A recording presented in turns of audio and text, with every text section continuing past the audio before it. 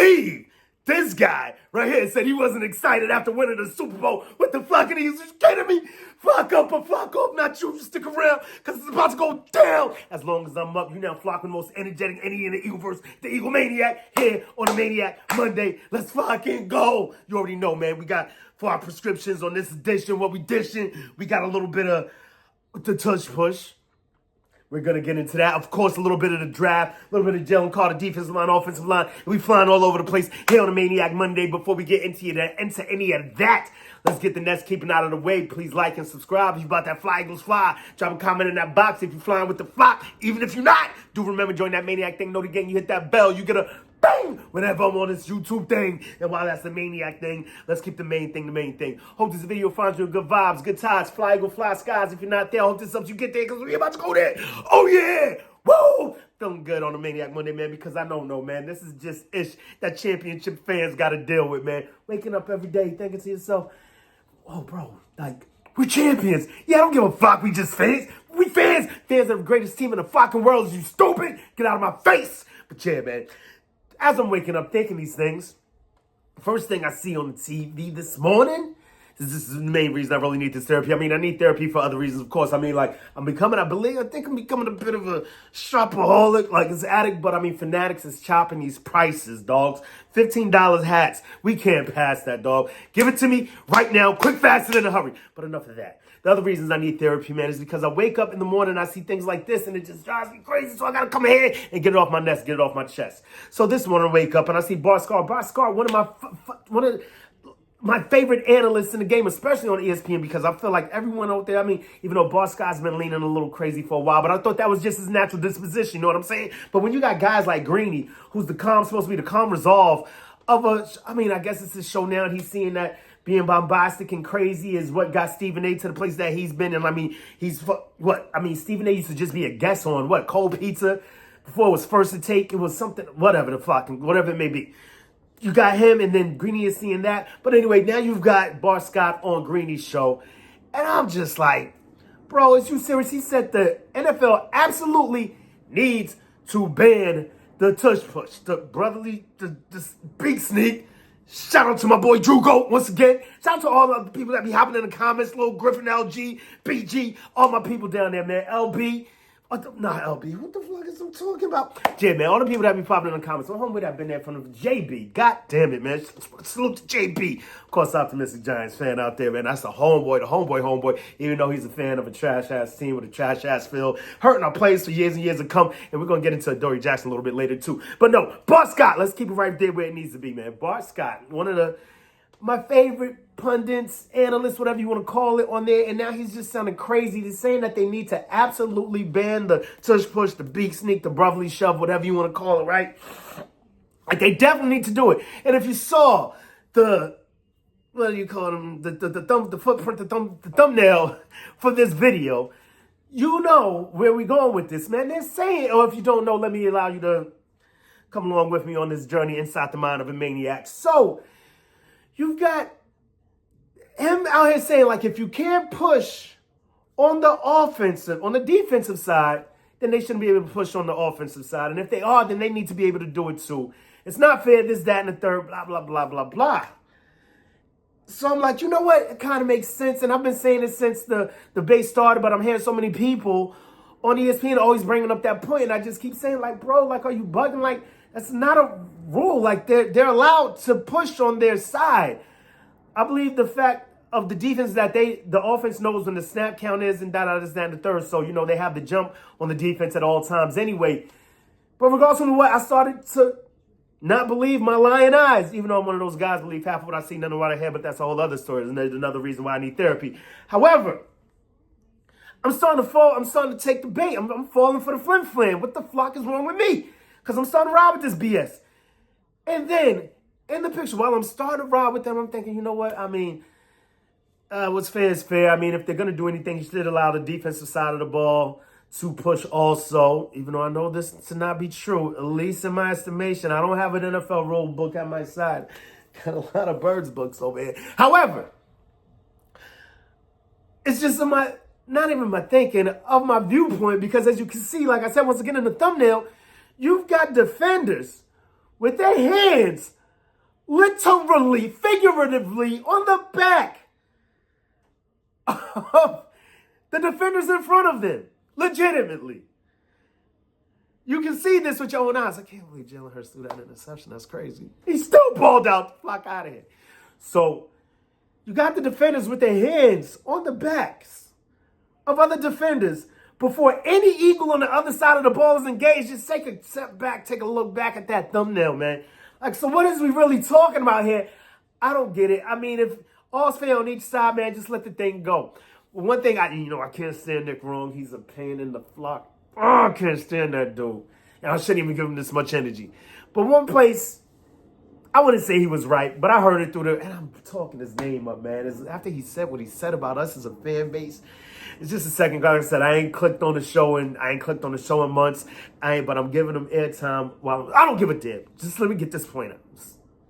So he's saying that, you can't ban it this year because us as Eagles fans, if we don't win, which, like, seriously, what are we talking about here? We're definitely going to win. But if we don't win, we'll be out here crying bloody murder like, see, they took away that and da-da-da-da-da. And that's a whole other story, too. Because taking that away, I don't believe will stop us by a damn sight, man. We still got a quarterback back there pushing. We ain't even tried the other things like these other teams are trying, putting tight ends behind there. Imagine putting an A.J. Dillon back there. I mean, for all intents and purposes, try putting a Saquon Barkley back there on a push or just a sneak from behind center. You feel me? And I think, and I hate to be this person because I hate when I see Eagles pundits, Eagles analysts, people from this side of the Eagleverse, you feel me, talking about what they see that our team does and da-da-da, this, that, and the third. But I mean, if I can see it, I'm pretty sure other NFL coaches see it. I believe they're looking at the wrong thing because, once again, like I said in the thumbnail for this video, you see Ravens players. It is, oddly enough, it's so funny and ironic that Bart Scott is the one talking this trash, and they put up a damn snippet of us going against the Baltimore Ravens, and all of their guys with their hands on the defender in front of them is, you know what I'm saying, backsides, right? There goes Cooper DeJean with the return, get a nice little 5-6 yards, you know what I'm saying? Half a first down, I'll take it. So, we've got them doing what they're doing while he's talking about it, right? And once again, I believe they're looking at the wrong thing because it's just too much power on this side. We got the snap count, we got the leverage. We practiced play for years in different ways prior to Nick Sirianni coming along, even though it was part and parcel due to him why it was implemented here, because I believe he put in Jacoby Brissett for the Colts at goal line on 1-yard situations in terms of quarterback sneaks while they had, I believe, they had other quarterbacks regardless of whom or what, right? So I just don't. I think they're looking at the wrong thing. I think it's too much damn airplay. Whilst I know what they're trying to do, while I'm getting my feathers flocking, you feel me, going crazy. I understand what they're doing, but I mean, it's just stupid to even still be talking about it. And so, and Bart Scott, man, never would I tag him with the sucker card, bro. But I mean, he got to take that brand on right now when you out here talking like a sucker, out there talking stupid, out there talking reckless, talking dumb. What are we really talking about? And I'm talking about it. And I'm upset about it that I wasted, about five blocking minutes on some BS. That should be dead and done, and it really wouldn't matter, at least in my estimation, if it was here, gone, or whatever. Enough of that, man. Let's get into this draft, man. It was funny enough, man. I was on, if you heard me on previous weeks, I was pretty big on this dude, Jamal Stewart. And I'm pretty sure a lot of people were big on this dude, Jamal Stewart, because he had amazing metrics coming out of this draft. And what I'm hearing from a lot of people recently, something that I didn't quite, finger point, put my finger on, press the pulse stuff, is the fact that his numbers are similar to, not so much similar, I guess, for lack of a better term, similar to Nolan Smith's numbers coming out of the combine. Like, you got an athletic freak who didn't put up too much production as far as sacks accumulated. So, I mean, people looking like that as far as, the similarities between the two. So, seeing what Vic Fangio, the linebacker whisperer, did with the likes of Nolan Smith, not to mention, I mean, you couldn't do much with Huff. Speaking of what, Huff, they just Detroit talking about Huff. I mean, I still think there's something there. I'm a big Huff guy, been in this corner for a long time, but when you start looking at that money compared to what other commensurate with other players are doing on this team and what they're doing for this team with the production that they're putting out, albeit a year, you don't want to judge a guy at his worst, you feel me, and never judge a guy at his best. You know, what's the consistency going to say? And hopefully, if he still sticks with the team, he can have a bounce back season. If he goes to the Lions, let him do what he does there. I don't want to wish any foul upon anybody else on our team right now as it currently constituted. But Shamar Stewart is one of the dudes that I was bringing up. What did I call him in a previous video? I believe I was speaking to the tune of, you know, someone that popped out for me. Somebody that, I'm like, you know what? I mentioned if we were to grab this guy with his metrics, his athletic attributes, you know, when you're looking at guys like Nolan Smith and guys like Jalen Carter, it seems to be the type of guys that we like that are just, you know, they come in here with all the skill per se, and we'll just, no, with the talent actually, and we will cultivate the skill, help them, you know, own in on their fundamentals and get to where they got to go to get us to where we want to be. You feel me? At the top of this NFL mountain, you heard me? So that's what I would love to see, and it's oddly enough, I've heard of other few people talking about it. What's his name? Jeremiah, whatever the flock his name is. Jason Kabenda, we spoke on that weeks ago. We've got Daniel Jeremiah, there we go, projecting my eagle eye guy, Shamar Stewart, to the birds. So that would be awesome if he was to get over here. Not to mention, I'm seeing other guys, I believe, who is it? Mel Kiper's got that tackle from Ole Miss coming over here. He's got a lot of athletic attributes coming up. And, you know, that's something that we may be looking at also due to the fact that I'm hearing through the eagle vine, through the bird vine, that we may not be picking up the fifth-year option of Jordan Davis, perhaps making this prove-it year. And if he comes out, shows out, then, of course, I would love nothing more than for Jordan Davis to be here. I know a lot of people see him as a bust, but I believe his contributions in the run game, and stopping the run, are beyond reproach and something that is definitely needed. And I believe something that opens us up to rush the pass later. And it would be awesome to have a guy that can rush the passer and stop the run at the same time. So that will definitely dictate how much he will get, and I'm guessing at the Eagles, I believe his tag for this year would be somewhere around $13 million. So I'm seeing the Eagles is probably like, oh, not so much the tag. Picking up that fifth-year option would be about $13 million. And I imagine the Eagles, that back shoulder throw to AJ early, this guy who said he wasn't excited about winning the Super Bowl. Do you see the pearly whites on that guy right there? What happened in the hair? What? Woo! I just love the attitude once again that him and Devontae Smith have, as far as, you know, like, yeah, that was cute and all, but we here for a long time, not just a good time. So keep going, birds. I finally saw that tweet that everyone was talking about the way they called AJ a diva. That's funny as hell that now that Devontae saying it, everyone has a different ilk on it. And I believe that's just a matter of, you know, it's not what you say, it's how you say it. And it is what it is. It ain't fair, but, you know, it is what it is at the end of the day. Hey, what can you do about it? So, yeah, you've got that defensive tackle from Ole Miss who can actually do both. What I'm hearing is play the run and the pass, you know, so, well, pressure the passer, actually, you know what I mean. So that would be dope. I mean, I'm just loving with how he's at right now going into this draft, as far as, you know, we could just hopefully take the best available. I mean, I'm pretty sure there are perceived holes in this lineup, if you will. Not really much for me because, once again, I don't want to say that. Hell no, I don't want to mix the Sixers with the Eagles, get the flock out of here. Not so much the process. I just believe in the cakes that Howie be baking. You feel me? Chef Howie up in there cooking. Let the man cook. Yet to have a bad meal. There have been a few whack ingredients, but hey, at the end of the day, it seems for the most part that everything works out, and it turns out to be a great entree whenever Howie's in there chefing. You feel me? So we've got that going. Not to mention, you've got the Shamar Stewart. You got the defensive lineman, I believe, from Ole Miss. Forget his name. Then also we could go offensive lineman because in the last few days we lost one of quite a few offensive linemen in the past few days. Losing Fred Johnson, losing Mekhi Becton, two big personalities in that offensive line room. But I'm saying there's still great guys over there when you're talking about the likes of Mailata Dickerson, Lane Johnson, who once again extended. We talked about that a few days ago. And I'm just, super hyped about that. We're good. We're in a great place. But once again, like I said, a lot of personality, a lot of energy when you're losing guys like Mekhi Becton and Fred Johnson. Dope dudes. Grateful for their contributions. That seems to be the word of the day, right? And happy for where they went and what they're doing with their careers. Shout out to Becton and Fred Johnson. Bon voyage, eagle whatever you want to call it. Peace to them, right? And look at that boy. Jake Elliott was out there. What? Kicking ass! So you've got that going on, so we could go offensive lineman. I'm seeing a lot of people big on this safety Everyone's talking about, is he from Georgia? I believe he's another safety from Georgia. I don't know.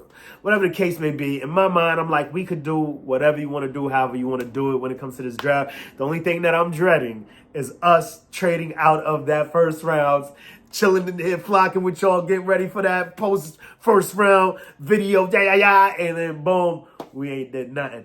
But I'm also intrigued to see what we could do as far as terms of moving up, because how we standing pat, albeit, I mean, he moved up a little bit for the Jalen Carter, and then he stood pat with the Nolan Smith when I did not think he was going to do that. I figured we already got Jalen Carter. He was going to trade out of that first round. He said, nah, Flock, what you mean? We getting both of these dudes from the same damn team. We get back to the same damn team. You know what I mean? Gang green. What the fuck you talking about? Yeah, I get crazy sometimes. So I need the therapy. So you've got that going on.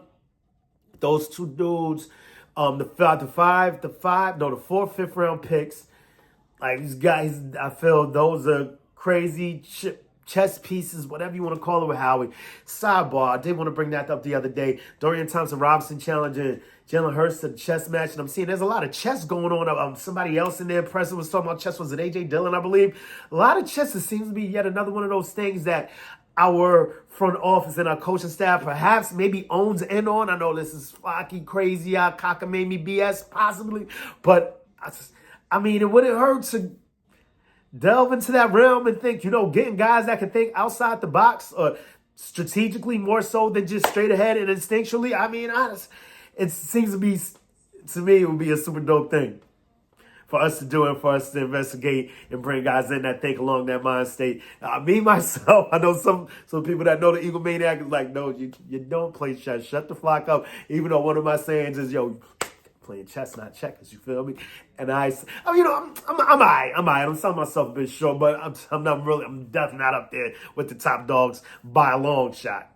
Even if not really like, I can play. You feel me? I'm not one of those dudes that'll pull up and be like, do you know how to play? I mean, some might argue.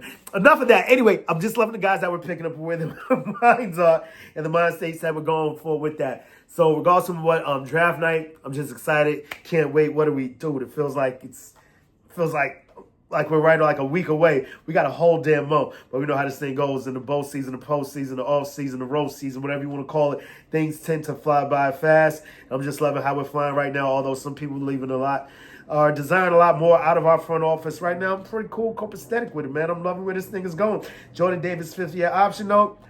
Rumors are that I'm not going to pick that up. Drafting a lineman. Lions are in on Hoff. Another dude that I said I was going to bring up. Just real quick before we get to Carter, to get to our boy Jalen Carter, who's really the starters. Yeah. You feel like, Carter, man. I just can't believe that dude was supposed to be a first #1 overall pick, and they let him slip to us. Albeit, like my boy, the optimistic Giants fan, he's always speaking on how egregious what happened was, and I get it. I'm just thinking, as a young kid, we're gonna leave that where it's at. But before we get there, Dory Jackson. A lot of people was like, he's washed. What you talking about, man? Like, really? What do you think you're doing with a Dory Jackson? Skin, the pressers. I'm one of those dudes. I get hyped up by these pressers, these media availabilities, these press conferences when these guys first come to the team. Yo, did you hear him, bro? This dude's got his mind in the right place. He's talking that talk. Now, it's up to him to walk that walk. But everything that I've seen so far, and I've always liked the Dory Jackson while he was on the Giants, pissed a lot of times at some of the things that he would do to us. Not to mention one time, I believe he got, like a 90-yard pick six off of Jalen Hurts a few years ago. That was trash. I think that's the game. No, that was the Christmas Day game. The next game is the game when I quit smoking. That was January 7th. Never forget. Who does that? I quit smoking cigarettes after a loss. Wild dude, y'all. I don't get it. I don't try to figure it out. I just come in here for therapy and we wean it out from here, right? So, Dory Jackson, one of those dudes I've been looking at, and when people are thinking, not to mention a lot of people, he's saying that he's over the hill. He's actually 29. I do believe he will be 30 at season start, but at this point, he's still younger than what Patrick Robinson was. And if you really want, and Patrick Robinson, if you don't remember who he was a great contributor to our first Super Bowl during the 2017 season. A man who was a man who was cut in the preseason and brought back to us and made one of the greatest plays in Eagles playoff history and Eagles history, period. Eagles playoff history, whatever you want to call it. This dude with the pick six on, who was that back then? Case Keenum. They were coached by the offensive coordinator was Shermer. Shermer? Yeah, Shermer. And then the Giants went and hired that dude after we cooked him in the playoffs. And I just fucking love. I hate him, but I love the things that they do sometimes, man. Flawed ass poverty franchise with a poverty field. Just certain people. That's another thing to get into is that when you're looking at all of these guys and the injuries that they may have accumulated while they went with the Giants, you look at the field that they was playing on, bro. Like, Cooper DeJean with the pick. What? Feels like yesterday. I love it. So you got that going on. We've got the field being trash. But Adoree Jackson, I don't believe, was one of those dudes that ever had too many injury problems. I believe that was McKinley and, of course, Saquon and a bunch of other guys. And a bunch of other guys have gone there. Like, you played there once a fucking year. And I believe, like, our injury rate, like, in that field is stupid. I've seen Jalen Hurts get injured there. I've seen Lane Johnson get injured there. Like, I hate that field, dogs. I hate the stadium. I love going there to watch the Eagles, not going to lie. But it's like a radiator in the middle of a freaking landfill. It's the wildest thing you ever see. Like, all that money. They had some dope lights, I guess was the sell.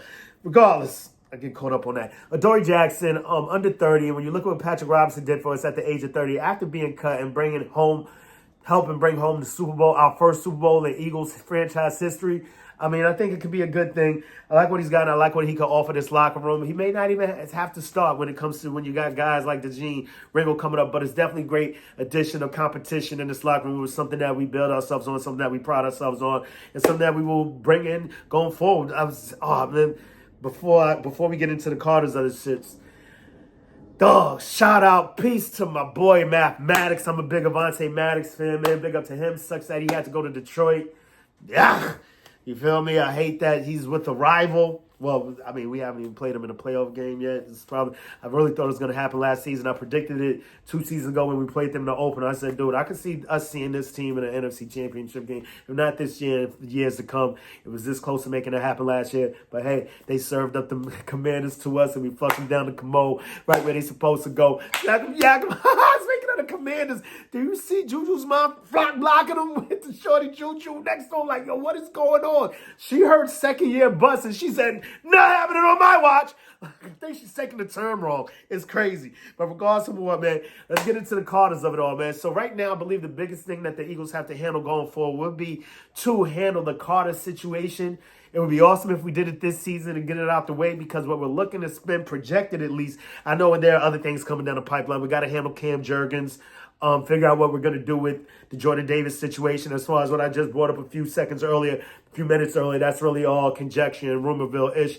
But really, it's really about next season. I believe that's why Howie's been moving and shaking. And a lot of people out there upset. How come the Eagles aren't doing nothing? And I do believe that's because Howie's looking at it like, bro, like, dogs, do y'all know how much I'm about to have to pay this man? We got to move a few things around, make this thing nice and cush before we come out here not being able to, you feel me? So what we're seeing right now, at least what I'm seeing, what I just picked up, I believe that was Inside the Eagles or whatever the flock, whatever. So it's projected to be a 4-year, $168 million contract. That's an average of $42 million a year. Not to mention knowing the Eagles, it will really behoove our organization, Jeffrey Lurie. But this is me talking about somebody else's money. It's crazy. But I mean, depending on what contingent on what he does next season, this upcoming season. I mean, if he goes out, balls out, and I can see us doing it because we love MVP, Jalen Hurts. We love being on the bleeding edge, the leading edge, whatever you want to call it. We're the team that's going to do that. We're the team that's going to set that bar. And I don't know. Let me know if y'all know. Drop it in the comments. Has there been a defensive player that has had a fully guaranteed contract yet? If not, then I believe that Jalen Carter should be that dude. 4 years, 168 guaranteed, and that leaves us with a lot of wiggle room, because I'm hearing on a lot of these shows, a lot of these podcasts lately, the difference between cash and salary cap. Well, I'm listening. I don't really think I'm hearing, but regardless of what, I'm picking up a little bit on what they're laying down. Of course, I don't understand it completely, fully. Still like it's money, but something about kicking the cap. I will not coin that. That was your boy Dave Zangaro. He said that on their show. Regardless, it's just kicking the cap down the line. Basically, what it seems like to me is you know, they know that the cap is going to adjust every season. So, boom, we give you a lot up front. And then, boom, when it comes time to the end of the contract, when you know the cap hit is going to be like a 20, 25 million, a bigger hit than what it was before, hey, we're going to have more salary cap space anyway because the cap just keeps getting bigger. So I do understand a little bit, I guess. But Jalen Carter to get that, man, would just be amazing. In this upcoming season, he'll be 24 upon kickoff. I don't even believe he had drafted Carson Wentz by the time he was 24. And this dude is doing what he was doing. We talking about an all-pro, Pro Bowler, freaking a Super Bowl champion. I mean, need I say more? And there's way more to be said. However, he is the man. I know that for a damn fact. Two things for certain. One thing for sure. He's going to fly high with us as long as he's around here, man. And I'm just loving how we laying it down, man. And I believe that's all I got for the day on this Maniac Monday. We started on a high. I know I got a little low energy towards the end, but you know, sometimes we got to give things a bit of context, a bit of common sense, and not always a little bit crazy. And I love to end it like that because that feels like the therapy work. We calmed out, we smoothed out, we flipped that pillow to the other side and cooled the flock out. You understand me? But to the next time, make it your best time. In the meantime, between time, keep it a green time. You already know how I like to do around this time, about this time, at this time, man. It's always equals a clock around here. Open your eagle eye, poke your beak in, and give it a ow! Speaking of ow! I was just watching an old Tyler, the Creator snippet, man. And he was playing Barbara Walters, and he's like, I'm an eagle. You're not an eagle, you're a grown man. Y'all gotta check it out, man. Tyler, the Creator, cracks me up. Great artist, man. He gets pissed when people just see him that side of him as he's just a flocking comedian. But I mean, dude, to me, he can do no wrong. He can do it all. Not for him. It's crazy. What's going on? They're not from Oakland. See?